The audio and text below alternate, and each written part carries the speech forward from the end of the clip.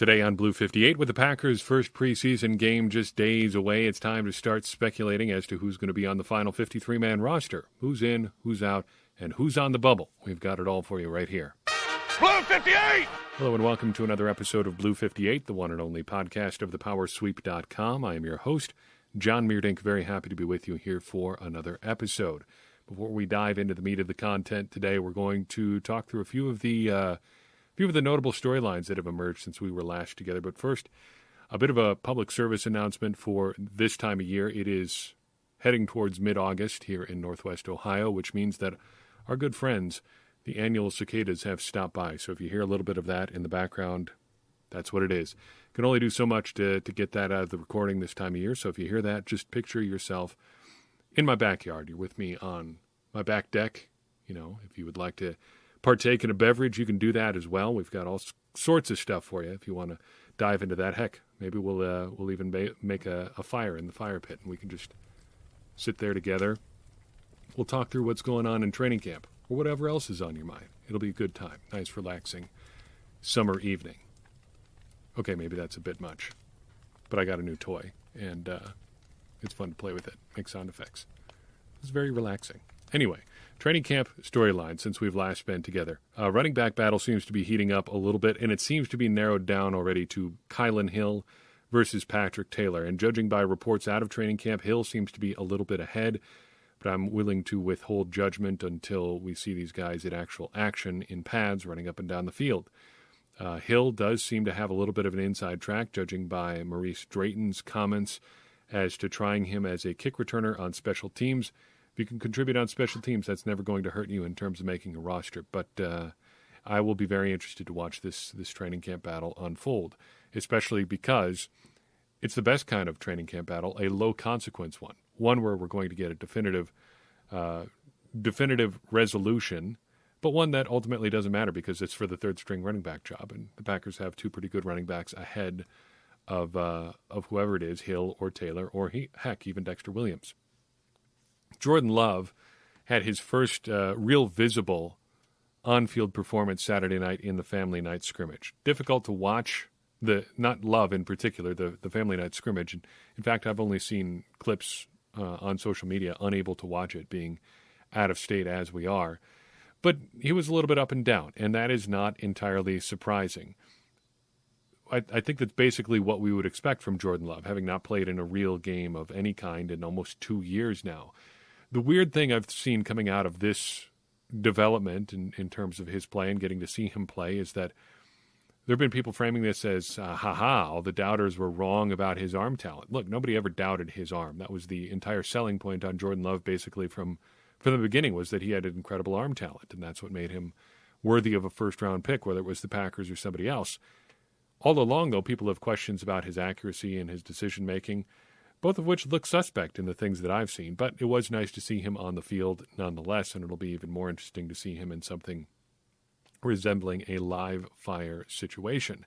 Speaking of family night, don't want to spend a lot of time on this, but Devin Funchess said a dumb thing. The substance of his remark notwithstanding, it was a terrible thing to say, not something he should have done. This just speaks to a larger problem in training camp of avoiding unforced errors. If you're trying to make a roster spot, and I think charitably, Funchess is shooting no higher than 5th on the receiver pecking order right now, the thing you don't want to make is unforced errors. And as it stands, the only injury to come out of family night was Devin Funchess shooting himself in the foot. Just don't screw it up for yourself. On the more positive side of things, we've got 3 players really turning heads in training camp, it seems. First, Kabion Ento seems to be, I guess, completing his transition from wide receiver to defensive back. The physical talent has always been there for him. Just look at his jumping numbers, to say nothing else of his overall athletic ability. He's a nice length, height, size, speed prospect. Height, weight, speed, I guess is the expression I was going for. But he can jump out of the gym, too, 41-inch vertical, and a big, long, broad jump, too. I don't even remember the number off the top of my head, but he tested off the charts in both places. And now it appears that he is pairing that with some actual on-the-field acumen, too. So great to see there. He's a nice undrafted free agent story, and if he makes the roster, so much the better. It also appears that Ben Braden, if not certified legit at this point is at least not going away. This was a big wait-and-see storyline from this offseason because a couple coaches, Adam Stenavich in particular, were raving about the things that Ben Braden could do as a tackle. Now, it seems that things have cooled off a little bit at the Ben Braden potential week 1 starting left tackle storyline, but it seems like he is getting to be more settled in at guard. With Dennis Kelly now in camp on the outside, you really don't need him as much at tackle anyway, so it's nice to have him settle that one position where he can really try to settle in and make something happen. And now it seems to be at least a 3-person race at guard for however many guard spots they have up for competition there. It's Lucas Patrick and John Runyon and now Ben Braden for sure. Finally, Tipa Gallia getting some praise as well. Outside linebackers coach Mike Smith saying this week, quote, if that joker can put on 10 more pounds, he's got a demon now. He plays hard, very smooth, quick, great chop and spin, great counter, great get off to beat you to the edge, got to get better with his power. And I think that's basically what we've expected from him, scouting report-wise this whole time. He looked like a good athlete coming out of Utah State, but only 229 pounds, still listed at that hilariously light weight as well. But there are some huge opportunities there for Gallia or whoever for that 4th edge rusher spot, maybe a 5th edge rusher spot, and on special teams, especially with Randy Ramsey not looking like a good bet to be available this season. For sure not in the early portions of the season, if you believe the early reporting out of Wisconsin on that. So people making moves, and there are opportunities to be had with those moves in training camp. We got a good question this week in Discord, and I wanted to take a second and review that. Discord user QHM asks, I think it's fair at this point, fair to say at this point, that we have all felt the energy and excitement around what Rashan Gary is going to be doing this year. While I'm excited as the next person and truly believe he could make the leap to being a star in the NFL, what do you guys think is a realistic view of what we can hope for from his production this season? It is a fair question. I think it's safe to say that there's a fair bit of excitement around Rashan Gary, but what actually is realistic to expect in terms of numbers? So we talked about this a little bit in our Setting Expectations series, but we didn't talk in terms of hard numbers all that much. Basically, just continue doing what they're doing and play like the number 2 edge rusher we know that he is. In terms of hard numbers, though, I think there are 2 things you can look at. First, he's got to keep increasing his pressure rate. According to Pro Football Focus, his pressure rate in 2019 was about 10.5%. That's 16 pressures on 152 rushes. In 2020, it was 13.2%. He had 46 pressures on 349 rushes. If he can bump that up to about 15% in 2021, I think we're headed in the right direction. I also want to see him get his total pressures up. So he had 16 in 19 games in 2019. He had 46 in 19 games in 2020. This is counting postseason. And if he got to 15% in 2021, say he had about 400 pass rushes, a 15% pressure rate would be at about 60 pressures across 17 games. That's not too bad. 3.5 per game, pretty reasonable. In 2019, Preston Smith had 62 pressures in 19 games. The year prior, playing with Washington, he had 53 in 16. I think asking Rashan Gary to be slightly better than the best version of Preston Smith seems pretty reasonable, given what we've seen from him athleticism-wise and given that he was just the 12th overall pick a couple years back. Now in his 3rd year, having experience, now going to get more opportunities, presumably moving up the depth chart a little bit, getting to 15% pressure rate, getting to 60 or so total pressures, I think is eminently doable in 2021.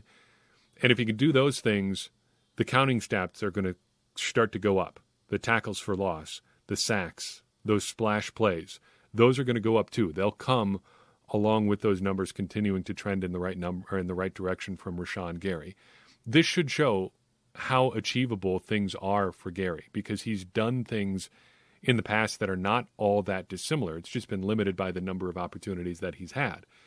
But I think this year it should all be coming together. He should have the opportunity to be on the field more consistently. And if he can pair that with just the increased production we've seen over the past couple of years, more success should follow. That question, of course, coming via Discord. The best way, the only way to get involved on our Discord server is to be a Patreon subscriber, supporter. I want to give a shout-out to 3 Patreon supporters today, Joe, John Fiore, and Christian Cunningham, each of whom has been a contributor to Patreon since 2020. If you want to contribute, if you want to get in on bonus content there, some of which is being released right after I finish recording this episode, all you got to do is head to patreon.com/thepowersweep, sign up for any amount to contribute, and you will be included in that Discord server and in whatever bonus content we are able to pull out. All right, it's time to dive into our first roster prediction of training camp. Before we do the actual position-by-position preview, I want to take a second to look back at the Packers' trend over the past couple of years. In fact, over the past 10 years. This prompted by a question, again, from our Discord server. Old Packers fans wrote in and said, I have a lot of roster composition questions. I think the interesting approach would be statistical. The Packers have norms for each position groups. A discussion about how many quarterbacks, running backs, wide receivers, tight ends, etc. have been retained over the last X number of years could provide some perspective about what to expect. That window could be Gutekunst's 10 years or Gutekunst and Thompson. Against the Packers' historical norms, the roster bubble might appear clear. And I think that is the case. Doing a little research this afternoon, prepping for this podcast, I looked over the past 10 years of opening week rosters and came to some interesting conclusions. Methodology-wise, I went to the NFL's Game Stats and Information server and looked at the game books for every Week 1 game for the past 10 years. Every Packers game, that is. Every game in the NFL, that would have been an awful lot. On average, over the past 10 years, the Packers have kept 2.5 quarterbacks on their Week 1 roster, 4.2 running backs and fullbacks, just under 6 receivers, 3.7 tight ends, 8.4 offensive linemen, just under 6 defensive linemen, 9 linebackers and edge rushers, just under 11 defensive backs, 10.7, and 3 specialists. They've kept 3 on the opening roster each and every year. That is not a super big surprise. In terms of overall trends, the Packers are trending away a little bit from linebackers and edge rushers to a more defensive back-heavy defense. That's not all that surprising under Mike Pettin, and probably should be the case again under Joe Barry. There was only one time in the past 5 years where they kept fewer than 11 defensive backs, and the last time they kept double-digit linebacker and edge rushers was 2015. So they're trending a little bit smaller, a little bit faster. 6 wide receivers seems like a really safe bet. They've only kept 7 3 times in the past 10 years, but it's averaged about 6 per year, with a couple exceptions in there. Last year, in Week 1, they had just 5 receivers on their opening roster. Same for 2017. Same for 2015. In fact, there was a 3-year run from 2014 through 2015 where they only had 5 wide receivers on the opening week roster each and every year. The Packers are also trending a little bit away from tight ends, or they're trending back towards tight ends. Excuse me.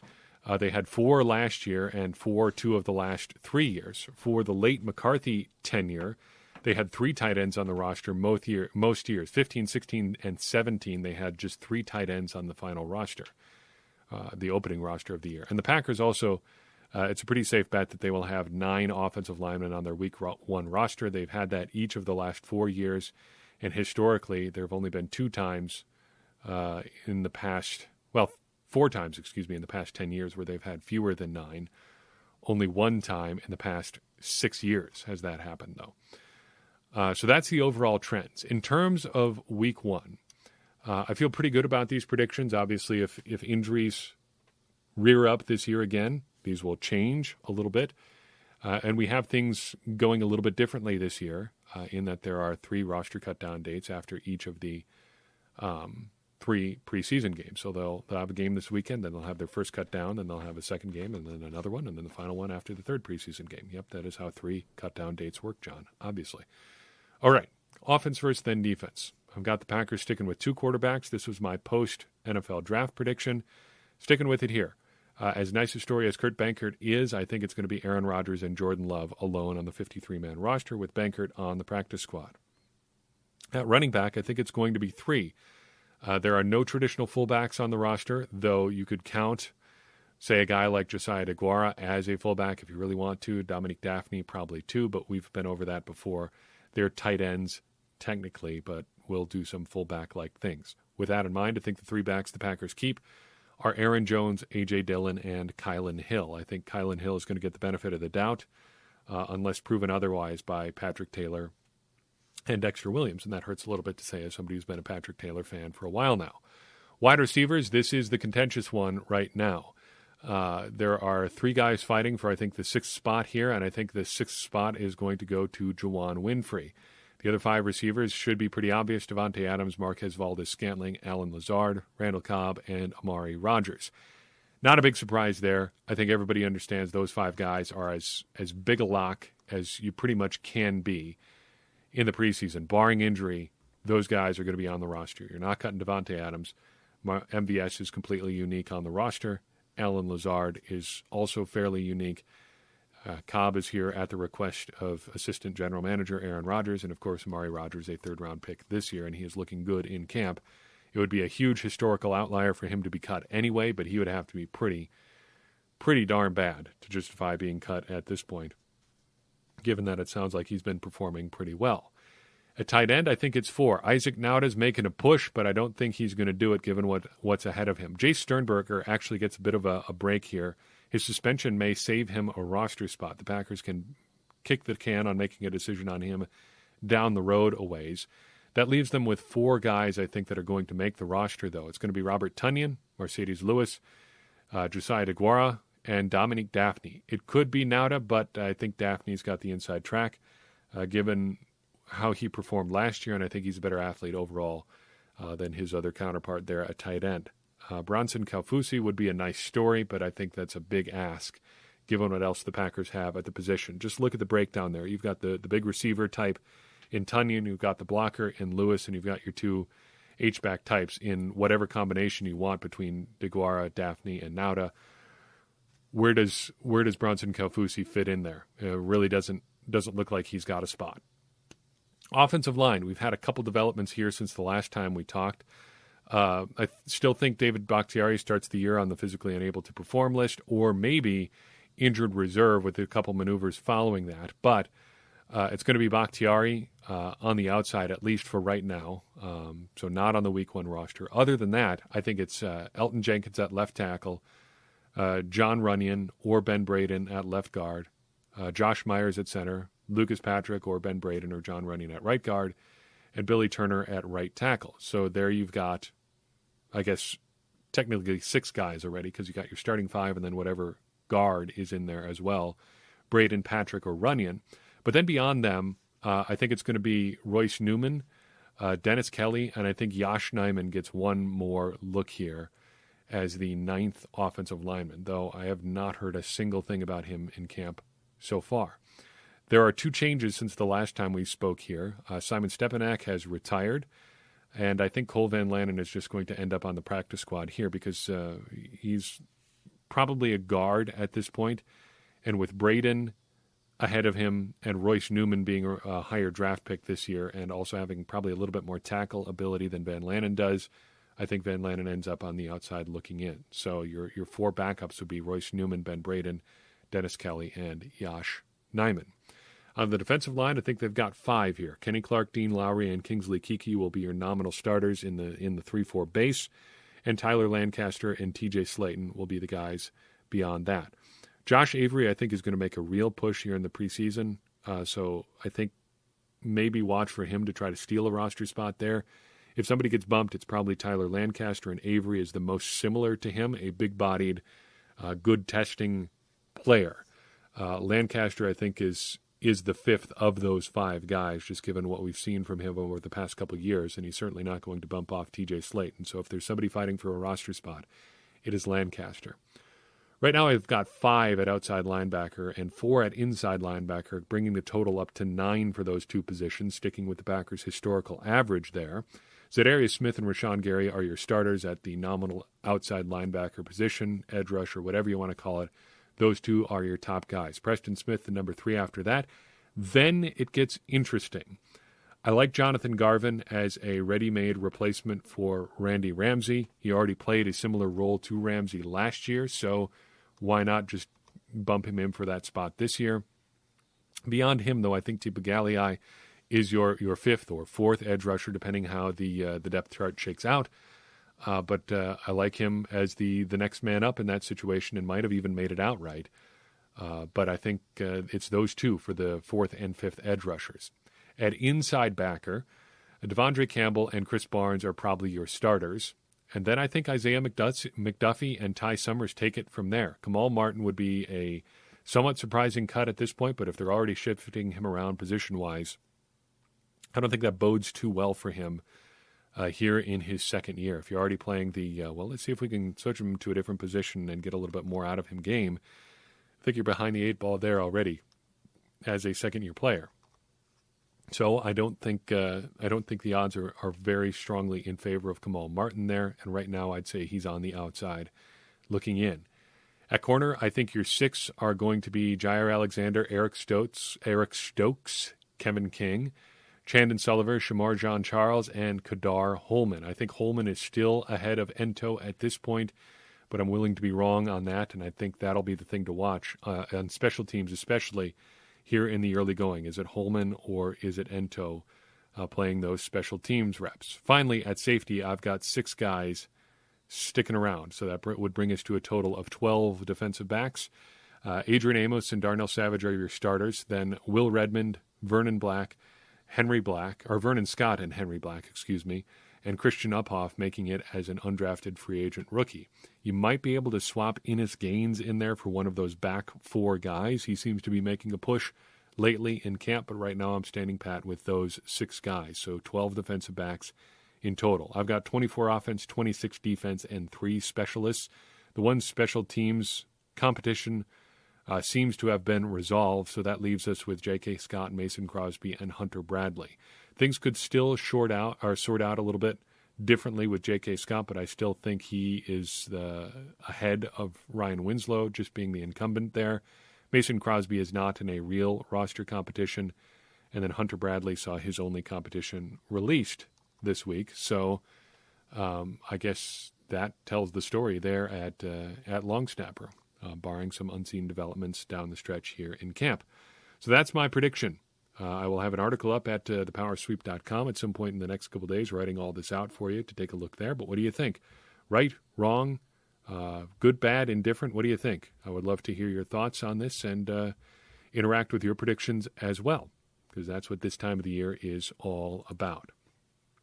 Let's talk about a book.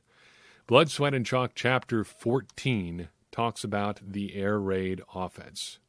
Almost a footnote in the grand scheme of this book, but we've had 3-ish chapters now on different versions of the spread offense, and the Air Raid, to me, is the most interesting of those 3 versions of the spread. In terms of overall impressions on this chapter, I think the last line is the most interesting. Quote, perhaps the most telling measure of the Air Raid's efficiency is that none of those Red Raider quarterbacks have been successful in the NFL. They were, in fact, made by the offense. End quote. Not sure what to make about this point here. This is going to sound a little bit like that true communism has never been tried trope you see on social media now and then, but how do we really know that these players couldn't have been successful in an offense more suited to their skills? Does that automatically mean that, since they succeeded outside or did not succeed outside of this offense, that they're not any good, or that they were in fact made entirely by this offense? It could mean that, but I'm not entirely convinced. It could just mean that they need a specific set of stances in which to succeed. And they were, a lot of these air raid quarterbacks, whether it's at Texas Tech or otherwise, have been very successful in college football. And I think it's odd that this point comes up here, because this entire book so far has basically been an explanation about why fitting your scheme to your players is so important. I don't know why we would act surprised at this point when guys are not able to be successful outside a scheme that does not really work for them. Isn't it about players and not plays? I guess it could be that there are some plays and some circumstances that are going to work only for some players, or some players are only going to be able to work with certain plays, but I don't think that makes them necessarily bad players. Now, of course, having seen one of these Texas Tech quarterbacks up close in Green Bay, I think it would have been tough for Graham Harrell to succeed in an NFL offense specifically built for him. He just did not have the arm strength, and it did not look like he could process things quickly enough to succeed at an NFL level, where an air raid offense is very, I guess, just look and throw type stuff. You know who should be open on a given play, given that you've executed it a billion times in practice. And if it's not there, well, I guess things break down pretty quickly. But in the air raid in college, it's almost always there. And as we move on to more interesting points in particular from this chapter, just as a broader point, I think you would be shocked at how simple an air raid offense playbook is. In an air raid playbook, you have a handful of plays executed to perfection. I've got the I think it's Kentucky playbook, maybe Oklahoma. It's Oklahoma from when Mike Leach was there running the air raid offense.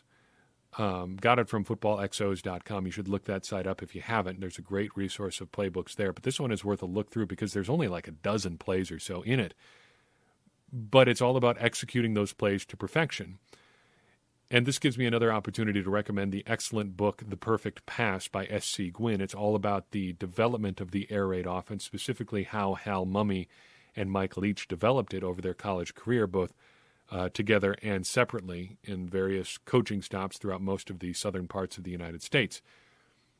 They don't have a lot of plays. It's about executing those few plays at a very, very high level.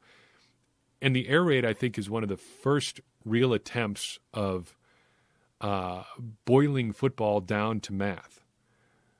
So there's a realization in the air raid offense that passing is the most efficient, so we should pass as much as possible. But also, we'll run if running becomes more efficient. This is the entire premise behind the second play that they highlight specifically from the air raid offense in this chapter, the draw trap. You get everybody so used to passing, then all of a sudden, oops, you're suddenly faced with a big back coming downhill with a head of steam and running towards you as you're already running backwards. There's the draw trap. This was basically the entire premise behind the existence of former Packers running back Alex Green, who had some enormous seasons at Hawaii. So he's 6 feet tall, 220 pounds.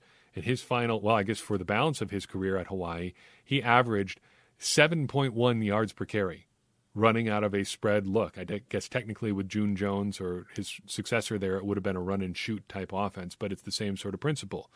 You get them really used to passing, and then suddenly you're coming downhill with a big back out of a spread look. The air raid offense is wonderfully efficient in that way. You can generate a lot of offense in a hurry just by doing the easy things, and passing very often is more easy than running. But if you pass often enough, running becomes pretty easy in some ways too. In terms of Packers connections, Mike Holmgren and Andy Reid get some obvious mentions here.